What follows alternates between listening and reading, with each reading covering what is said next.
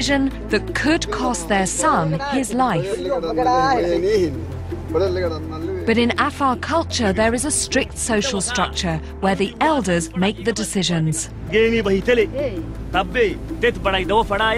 She was humming and hawing, and he turned to her and said, "I'm ordering you, go." Right. This is the way they do it in Afar culture. Right. So does this mean now that that she and the child will come with you today? Yeah. In a way, it's the thing that we have so completely lost in the West, which is that absolute respect for the elder members of the community. Whether you're directly related to them or not, if that elder of the village speaks, you have to do what they say unquestioningly, and that's what happened. With the decision made, the parents have just a couple of minutes to gather their belongings and say their goodbyes.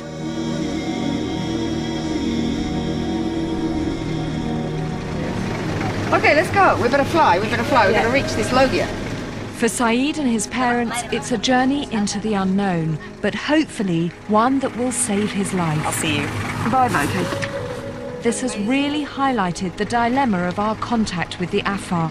How far should we get involved? Many of the traditions I've witnessed look unfair and hard on the women especially, but the strict social order has a proven value. It helps them to survive. That little boy would certainly die if they hadn't made that decision and sent him away from the village.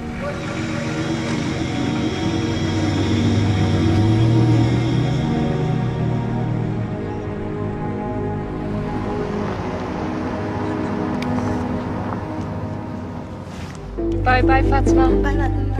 Having said my goodbyes to Valerie and the kids, it's time for all of us to take our leave of Kusawat, because we're heading off to join Dougal for the last great stage of his science mission at the Erta Ale volcano,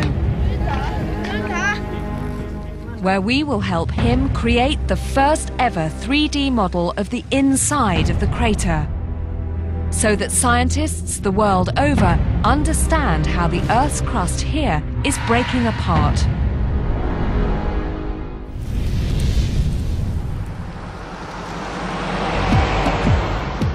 The next morning, we're off at first light. We're aiming to meet up with the science team who've spent 2 days driving up from the salt lake at Afdira.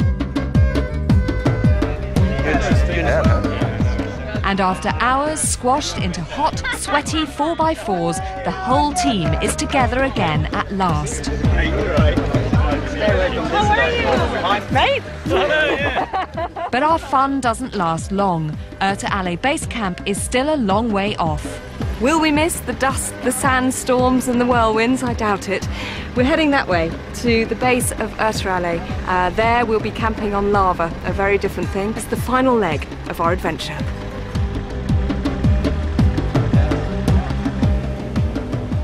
Rumbling along at 10 kilometers an hour over the unrelenting lava fields, it takes 2 bone-shaking hours to reach base camp.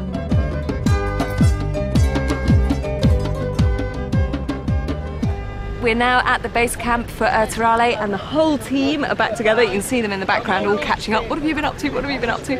And just over there is our goal. There is Erta Ale, smoking away, and tomorrow morning we're going to leave before the sun comes up, walk through the grass, there's a novelty, past the trees, my goodness, all these things we haven't seen for 10 days, and across the lava flow up to the summit where we will spend a couple of nights. But for the moment, it's just really nice being down here, no dust, and a wonderful view. This is great. I love lava, me. It's just got so sick of the dust and the dirt down in the riverbed. Just a change of scene. I'm sure I'll grow to hate it just as much over the next few days, because it's a bit unsteady underfoot and my feet still need a bit of time to recover. For Dougal, waiting until tomorrow to start the ascent is almost more than he can bear. Well, I'm raring to go. I'm off on a camel. I'm just going to get off on one about sort of midnight. I'll sneak around, make sure everyone's asleep, and I'll see you guys up there.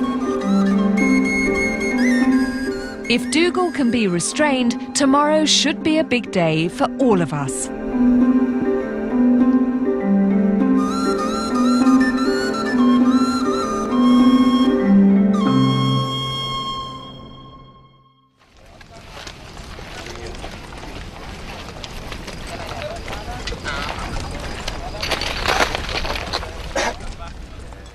It's a pre-dawn start again, as we are anxious to complete the 18-kilometre trek before the scorching midday sun takes its toll. That's not bad for us.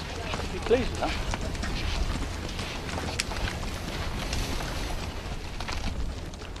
The sun's just come up over the lava here, and we're starting to get our first proper views of this astonishing landscape. It's absolutely beautiful and lovely to be walking again.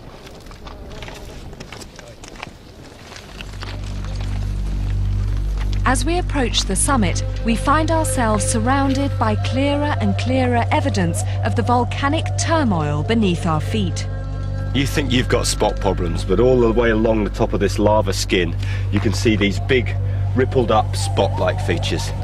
You've got broken crusts of the skin of the lava. These are literally the zits of the lava world. All the way along this top surface, you've got these little pot marks pushing their way through. This is overpressured lava pushing up through the skin, just like a spot on the top of the skin surface of the lava, and it erupts and pours a little bit of lava out, and that's your spot gone. Here we found a big solid block that's actually broken through the crust of this lava. There's an even bigger one behind me there. These are volcanic bombs. That means there's been an explosive eruption on the volcano. So occasionally, when the volcanic system gets bunged up, it's almost like your nose is getting bunged up, your sinus is getting bunged up, and eventually it breaks through, you erupt, and you blow stuff out the top of the volcano. These things will have been ejected high up into the sky and will have fallen down to the ground with a bang.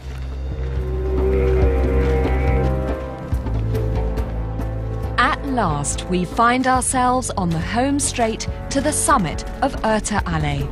After weeks of illness, hardship and strain baking under the Ethiopian sun, we've finally reached the climax of our science mission.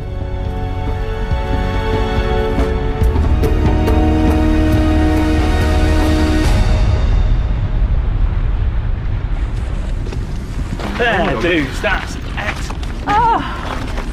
It's huge. It's like I feel like I've just come to another planet. It's like a total moonscape. You can almost imagine a T-Rex sort of hoving into view, or a pterodactyl swooping down. It's just So beautiful. this is the land that time forgot. Wow. This whole rim round the side must be the sort of outer, what we call the outer rim of the volcano. Right. And this stuff in the middle has actually sort of collapsed down when the volcano built up and erupted for the first time. The centre bit would have collapsed. There are two pits inside the great outer crater. The north pit is constantly belching clouds of poisonous gas and is what gives this place its name. Erta Ale means smoking mountain. But we're heading for the south crater. It has an even deeper central crater with a more sinister reputation. The Afar people believe it to be the gateway to hell. Isn't it madness to be going up to a live volcano? I mean, surely this is the thing that people flee from. Yeah, in some cases we are a little bit crazy going to them, but this is the type of volcano that you can actually get some access to. Crazy or not, it is possible to reach the inner rim, the perfect location to scan the whole of the inside of the crater. We just have to cross a sea of cooled lava to get there. The key is to be organised and to plan ahead and to make sure that everything that happens is predetermined and that things are not happening quickly and happening out of control. Well, Mark and Andy have made this route safe here. You see they've fixed the rope down at the bottom, and now they have to prospect the route across the lava because it's quite soft on the surface. Finding the right route is the key to making this safe.